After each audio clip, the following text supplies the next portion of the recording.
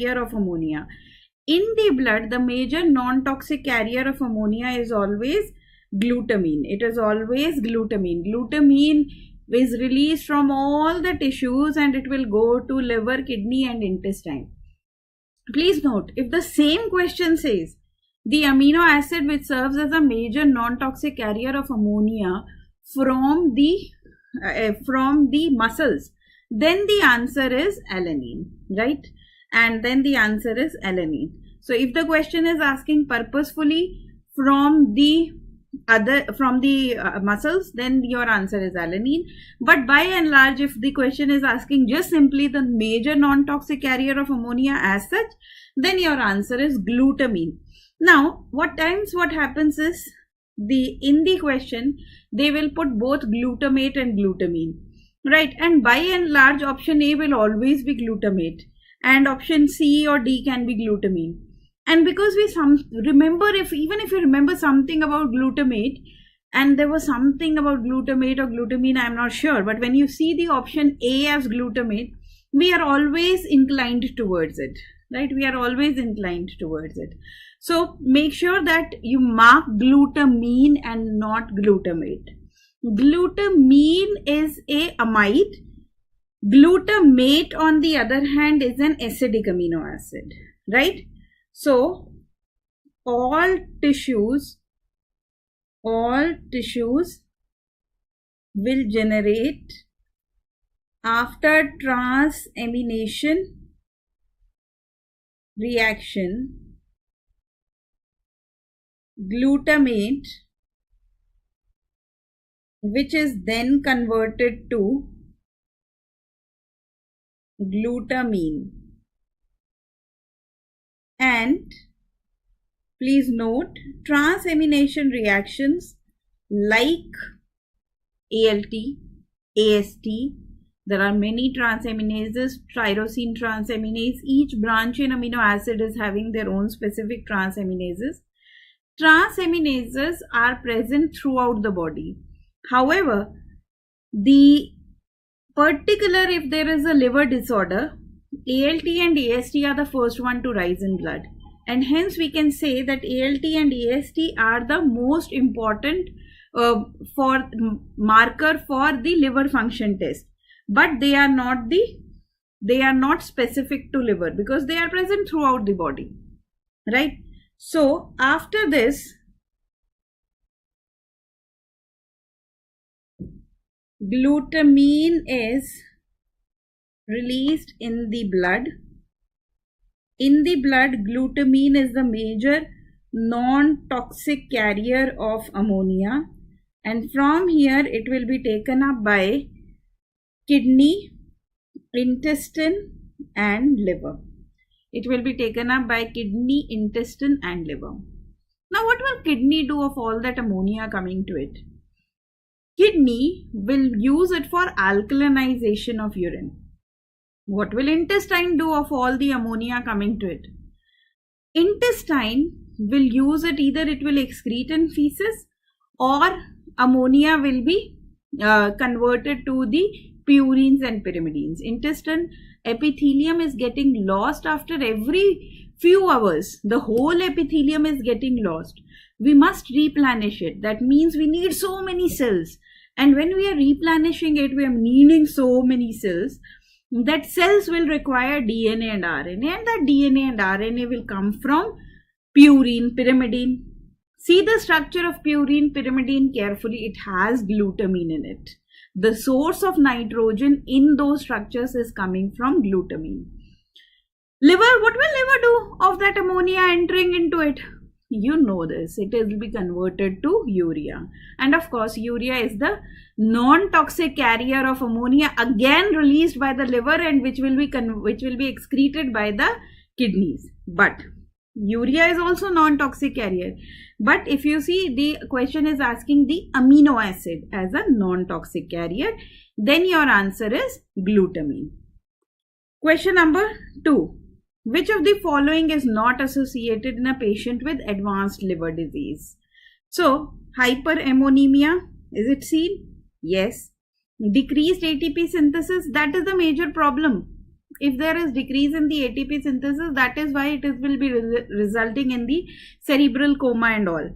Oxidative decarboxylation of alpha ketoglutarate, this will not occur. Increased synthesis of glutamine and glutamate from alpha ketoglutarate. Let's try and understand this.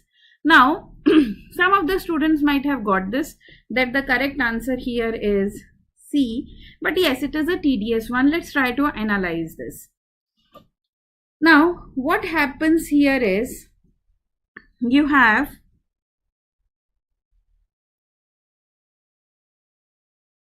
TCA, which comes from acetyl-CoA. The entry point of TCA is acetyl-CoA, which comes from glucose via pyruvate, right? Now, in TCA, there is alpha ketoglutarate. Now, what will happen if oxidative decarboxylation will occur? This alpha ketoglutarate will be converted to succinyl-CoA. It is converted to succinyl-CoA. Now, alpha ketoglutarate is getting converted to succinyl-CoA. This is oxidative decarboxylation reaction. Like pyruvate dehydrogenase is also oxidative decarboxylation reaction. And there is one more enzyme, branch chain amino acid keto acid dehydrogenase, that is also oxidative decarboxylation reaction. Now let's try and understand. Whatever alpha ketoglutarate is present, if it undergoes TCA, it will generate energy. That is what happens normally. But when we have lot of ammonia, this ammonia will combine with alpha ketoglutarate. It will be converted to glutamate, which will be converted to glutamine. The formation of glutamine will increase, and here try and understand one important thing. The formation of glutamine is going to increase, but one key point here is that the alpha ketoglutarate will decrease. The availability of alpha ketoglutarate to run TCA will decrease. In other words, oxidative decarboxylation, this step is not happening. Rather, it is getting diverted to this to form glutamine, right? Another question. A patient with a family history of coronary heart disease presented with tendon xanthomas. His LDL is said to be very high. TG is very high. What is the likely defect in this patient? So LDL normally should be less than 130. In this case, it is 280. Sorry.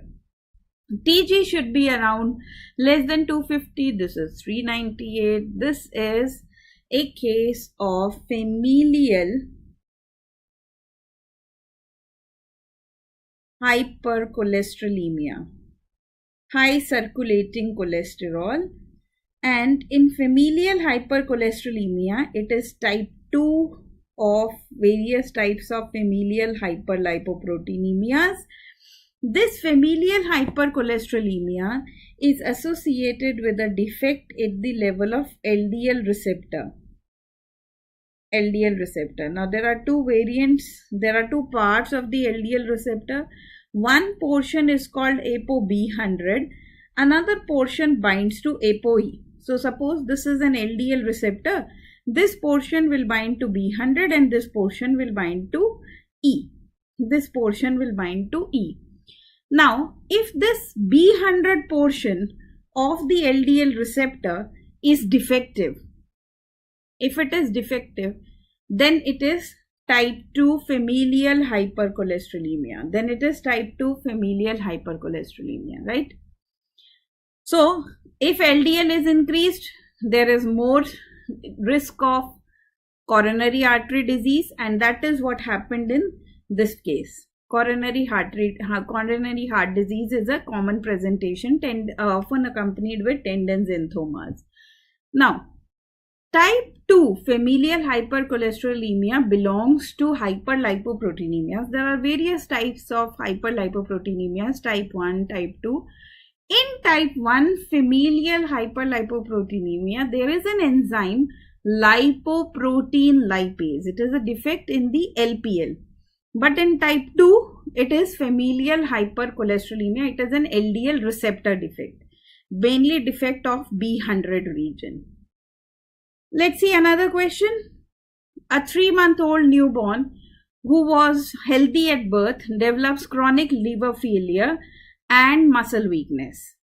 On examination, serum glucose is low, associated with ketoacidosis, and pH is low. That means there can be lactic acidosis. Let's assume there is some kind of acidosis resulting in less of pH. The AST and ALT levels are rise, chronic liver failure. Uric acid lactate in blood is normal. Okay, so the uric acid and lactate is normal, but still acidosis is there. When administered IV glucagon, so this is acidosis but not due to lactate, not even due to uric acid, because they have purposefully mentioned that it is normal. When administered IV glucagon, blood sugar elevates after meals, but not after an overnight fast. That means the glucagon is not able to maintain the blood glucose when it is required. And what is the source of energy when we are fasting? It should come from the glycogen. In other words, can we say that there is no glycogen, or glycogen is not being able to be the source of energy? So in this case, glycogen is not able to be the source of energy. Liver biopsy shows increased glycogen in liver. Which enzyme is most likely to be deficient? Now let's see. See, this is a presentation. Fasting hypoglycemia they have mentioned. Serum glucose is low. They have mentioned ketoacidosis, but they have not mentioned about high uric acid and high lactate. When you have a presentation similar to von Gerk's disease, but uric acid and lactate levels are found to be normal, this is Cories, right? This is Cories. Now, the presentation difference between Cories and von Gerk's is, in von Gerk's it is deficiency of the enzyme glucose 6-phosphatase. When glucose 6-phosphatase is deficient, glucose 6-phosphate will increase, which will enter into HMP shunt and will form more of uric acid via the ribose 5-phosphate formation and via purine synthesis. So in von Gerk's disease, uric acid will be high. And because in von Gerk's there is accumulation of glucose 6-phosphate, it will result in the more of glucose 6-phosphate will result in the formation of more of lactate, which is also given to be normal. These two findings are normal. In Cories, what happened? It is a defect of the, because Cories cannot cleave, it is a defect of the debranching enzyme. In other words, they do not have debranching enzyme. Now, when they don't have debranching enzyme, now you have a glycogen molecule which is having branch structure,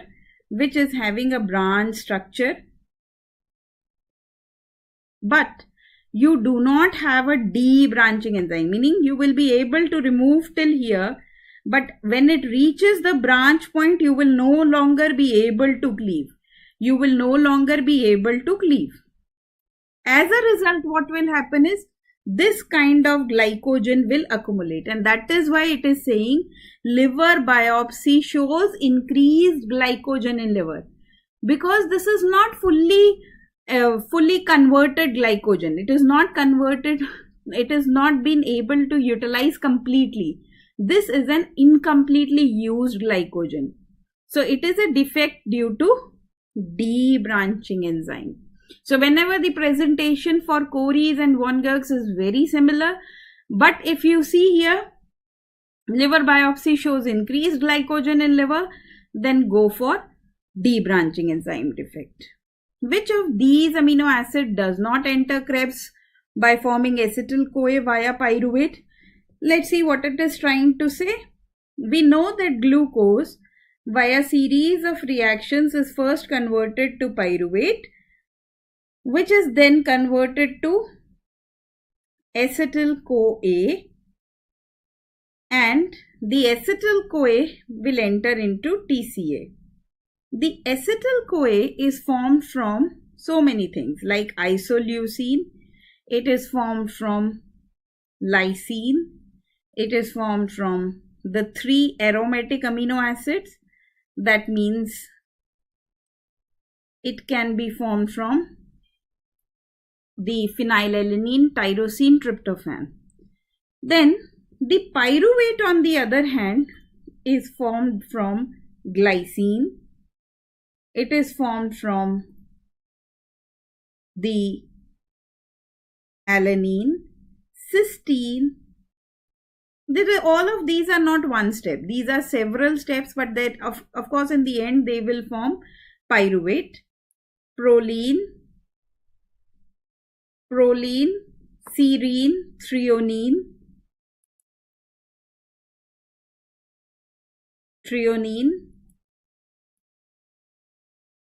Now, tyrosine forms alanine in the end, and alanine will form pyruvate. So if we see the options one by one, glycine is forming pyruvate and then acetyl-CoA. Tyrosine is first forming alanine, then pyruvate, then acetyl-CoA.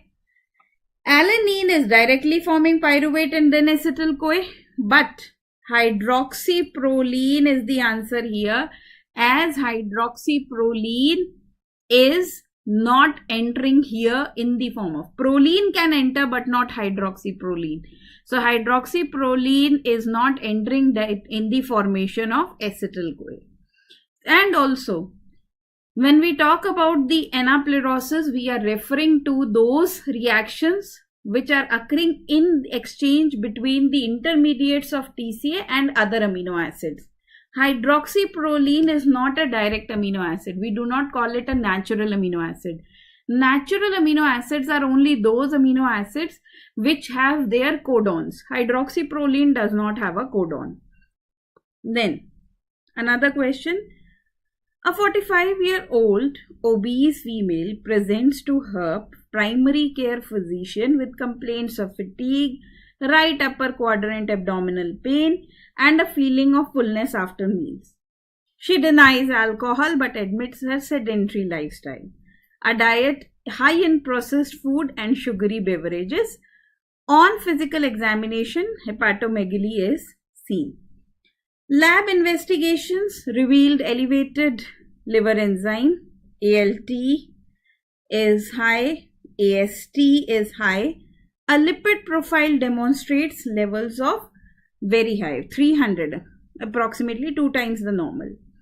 Which of the following lab findings would be consistent with the diagnosis of non-alcoholic fatty liver disease? Now I have purposefully placed this question so that we know that it will be accompanied by elevated GGT levels. Try and understand there will be increase in GGT levels. There will be increase in serum gamma glutamyl transferase levels. Now why? Why will there be increase in the GGT levels? You might have heard that GGT increase in alcoholic liver diseases, but GGT is a marker of the disorder of the biliary tract, which can occur due to non-alcoholic fatty liver diseases also. So, if there is involvement of the biliary tract, there can be increase in GGT, most commonly seen in alcoholic liver disease, but can also occur in non-alcoholic fatty liver disease, right? Then other options, elevated serum levels, elevated serum albumin levels, ferritin levels will be decreased, glucose levels will be decreased, are not consistent with the findings of non-alcoholic fatty liver disease. GGT is a marker for the alcoholic and non-alcoholic fatty liver diseases. An 8-month-old infant was brought to the pediatric emergency department with recurrent seizures and hypoglycemia. His family history revealed the sudden death of his sibling at age of 3 months.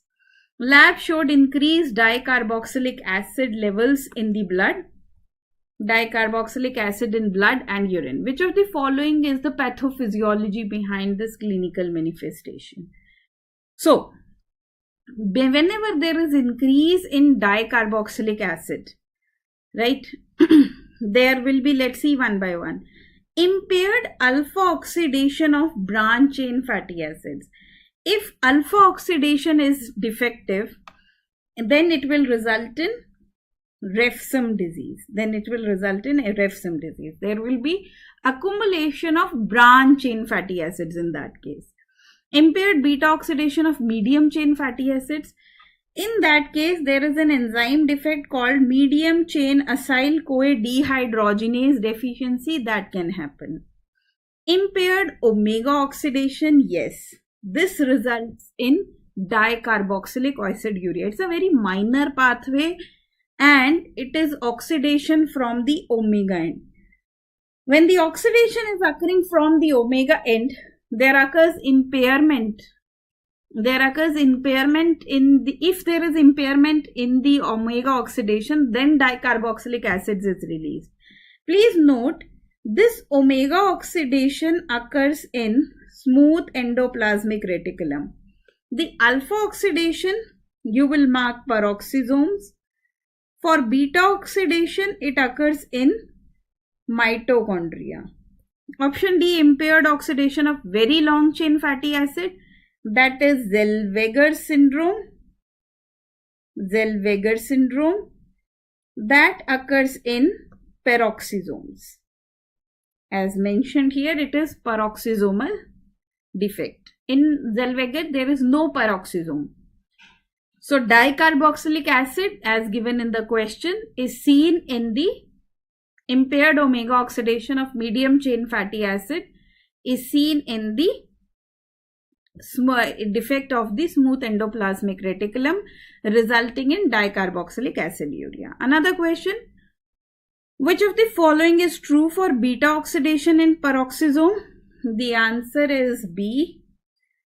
It is similar to that of the beta oxidation in mitochondria, but in the very first reaction, if you have a very long chain fatty acid, let's say 28 carbon atoms, it will be converted to its CoA form, which will then be converted to its, this 28 carbon atoms will then, via series of reactions, will be converted to its 26 carbon, and 2 carbon will be released as acetyl-CoA. In the very first reaction, there is formation of hydrogen peroxide. This hydrogen peroxide is converted to water. This is an oxidation step, and during this step there is no formation of FADH2. So this is an oxidation step, not a dehydrogenase step, not a reduction step. So there is no formation of FADH2. That is the major difference between beta oxidation in peroxisomes and mitochondria. In mitochondria, at the very first step here, there would have been formation of FADH2. Alright, question number 9. Now this you know. A 12-year-old child presents with mental retardation. History of self-mutilation is seen. Which of the following tests will help in determining the diagnosis? So, you have mental retardation, history of self-mutilation. This is classically seen in Leishman syndrome. In Leishman syndrome, there is deficiency of the enzyme HGPRTase. If this enzyme is deficient, there will be accumulation of hypoxanthine and guanine, the substrate of these enzymes, which are nothing but are purine in nature, and purine end product is always uric acid. So there will be increase in serum uric acid. Question number 10. which of the following is known to have a sparing effect? In other words, which of the following is an antioxidant? Because vitamin E is most potent antioxidant. 3 vitamins A, C and E, but out of which E is most potent. And selenium is required by the enzyme glutathione peroxidase. It is this enzyme which will convert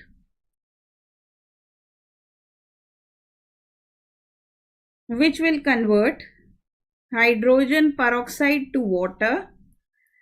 It is this enzyme which will convert hydrogen peroxide to water. Selenium is required for this enzyme because it is converting a potency of the hydrogen peroxide to develop into superoxide is very high. So it is converting hydrogen peroxide to water. So it is an antioxidant enzyme. Selenium is an antioxidant and the sparing effect of that is seen by vitamin E. Which of the following requires vitamin C? There is an enzyme prolyl hydroxylase. This enzyme converts proline to hydroxyproline. Proline to hydroxyproline. And if it converts, this enzyme converts proline to hydroxyproline. More is hydroxylation, more is stability of collagen. This very step requires vitamin C and iron.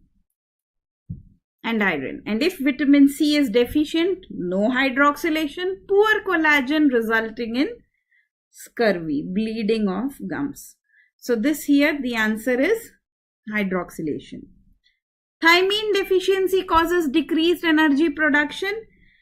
The thymine in the form of thymine pyrophosphate or thymine diphosphate is required by 3 oxidative decarboxylation reactions. These include pyruvate dehydrogenase,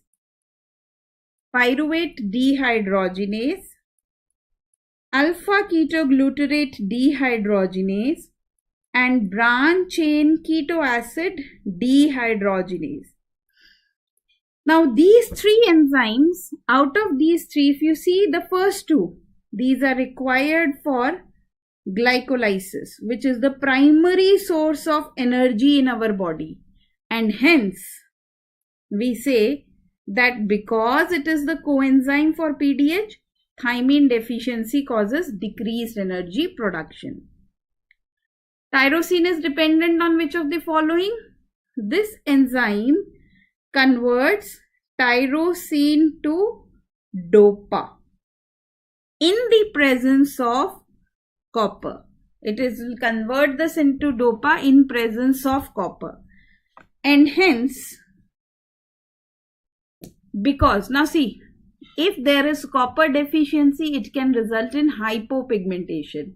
It will, because ultimately DOPA in melanocytes is resulting in formation of melanin, the pigment that gives us our color. Then fluoride used in the collection of blood samples for glucose estimation inhibits which of the following enzymes?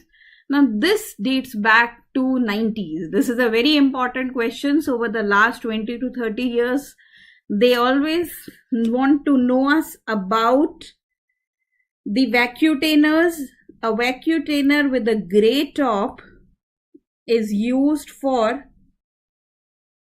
it contains sodium fluoride and potassium oxalate. The sodium fluoride inhibits the enzyme enolase. Potassium oxalate acts as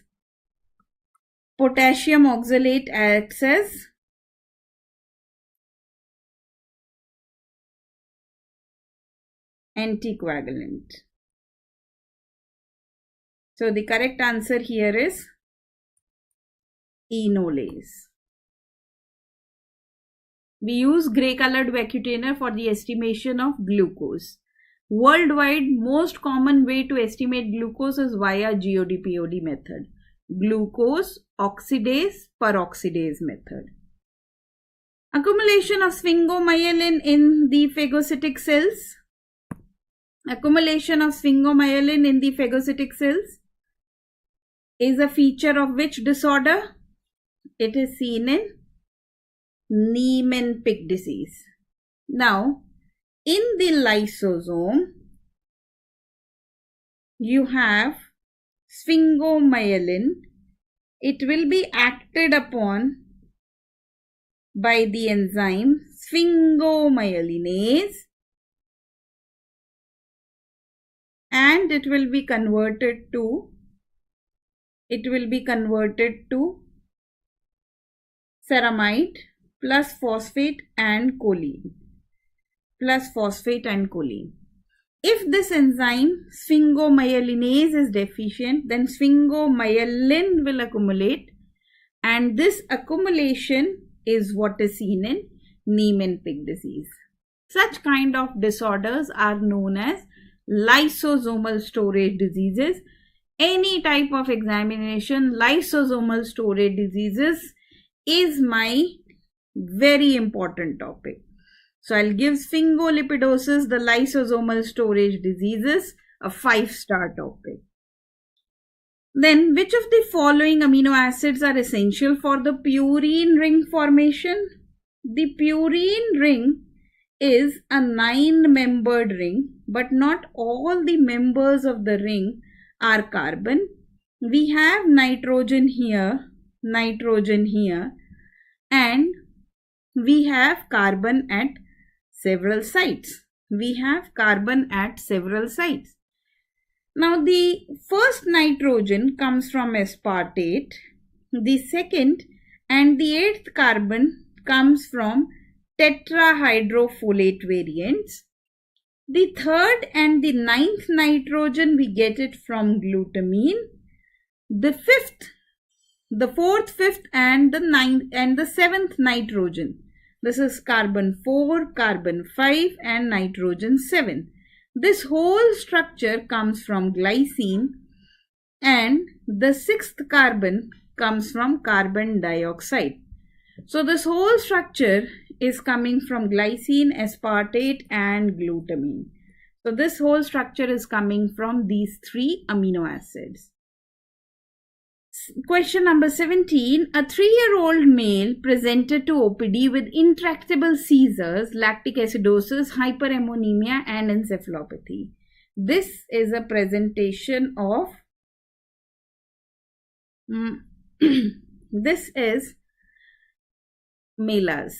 It is encephalopathy, lactic acidosis and stroke due to the mitochondrial involvement. So it is seen in mitochondrial encephalopathy.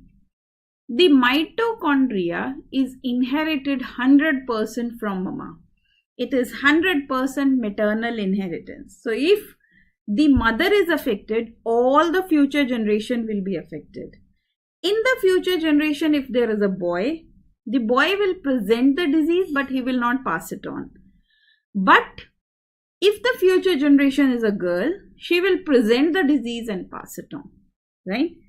Then question number 18.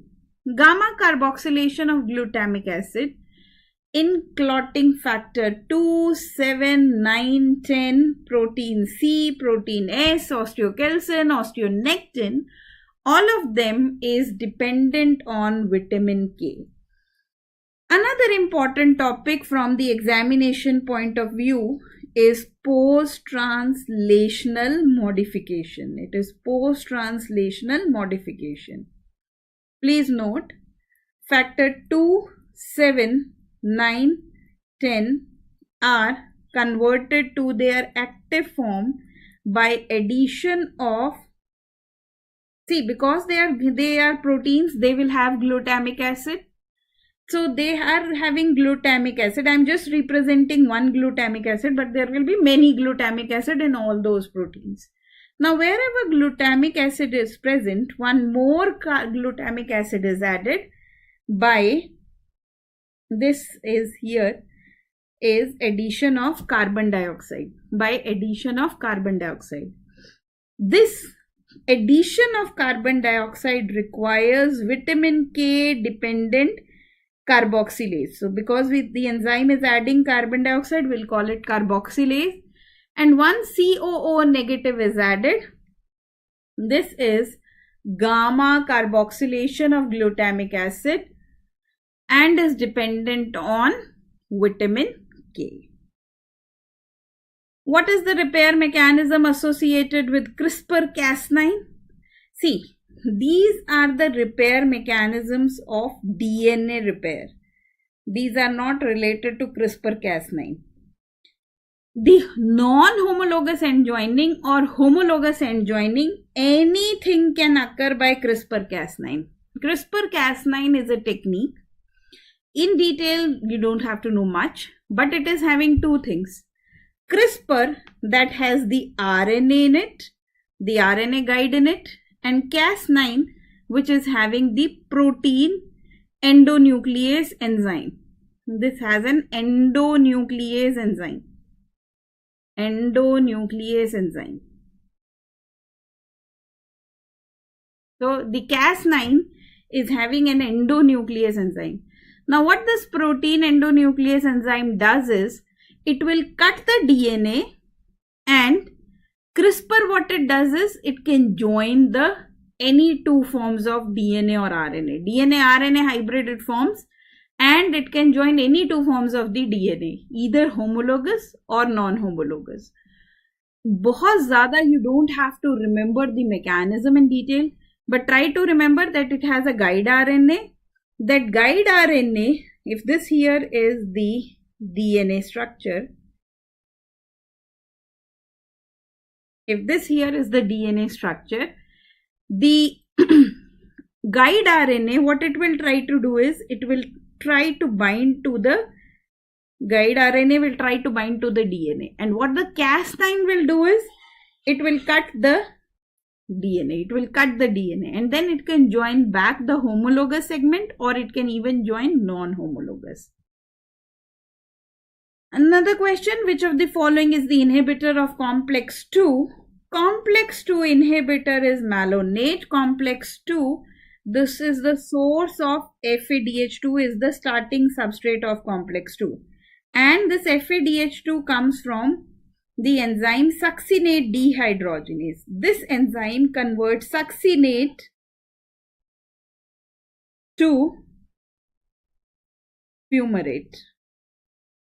And this enzyme succinate dehydrogenase is inhibited by malonate. It is inhibited by malonate.